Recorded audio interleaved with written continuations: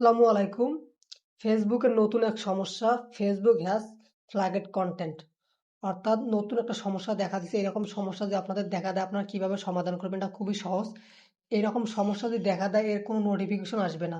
অর্থাৎ আপনি যখন ফেসবুকে পোস্ট করবেন, তখন আপনার পোস্টগুলো কিন্তু নতুন জনের কাছে পৌঁছাবে না বা রিচ করবে না। তো আপনাকে অবশ্যই যে ফ্ল্যাগড কনটেন্টটাকে ডিলিট করতে হবে।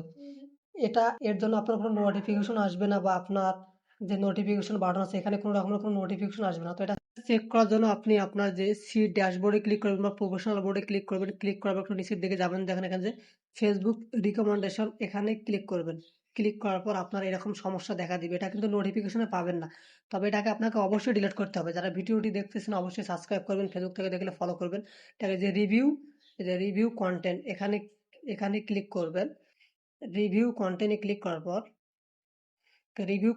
করার পর দেখেন আপনার কোন ভিডিওটার সমস্যা ধরছে। এই জন্য এটা দেখার জন্য আপনাকে এই যে আপনার নামের উপর ক্লিক করতে হবে। নামের উপর ক্লিক করলে আপনি দেখতে পারবেন, দেখেন আমার এই যে এই ভিডিওটার সমস্যা ধরছে। তো ভিডিওটা আমি ফেব্রুয়ারি মাসের 29 তারিখে দিয়েছি। তো কতদিন আগের ভিডিও এখন সমস্যা ধরছে। তো এই ভিডিওটা আর নতুন কোনো দর্শকের কাছে পৌঁছাবে না, বা এই ভিডিওটা থাকলে বিভিন্ন ধরনের সমস্যা হবে। তো এটাকে দেখেন, এখানে লার্ন অ্যাবাউট রিকমেন্ডেশন কন্টেন্ট এখানে লিখে দিছে। তো এই ভিডিওটা যদি থাকে, এই ভিডিওটা নতুন কোনো দর্শকের কাছে পৌঁছাবে না। তো ভিডিওটা আপনাকে অবশ্যই ডিলিট করে দিতে হবে।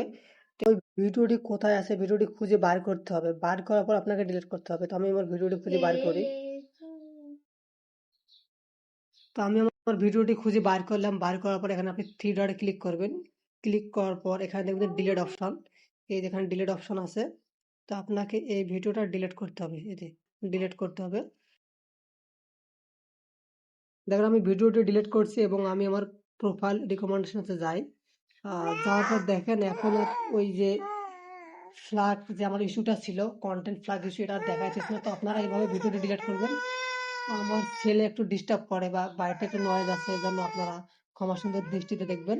সবাইকে ধন্যবাদ ভিডিওটি শেষ করে দেওয়ার জন্য। অবশ্যই সাবস্ক্রাইব করবেন।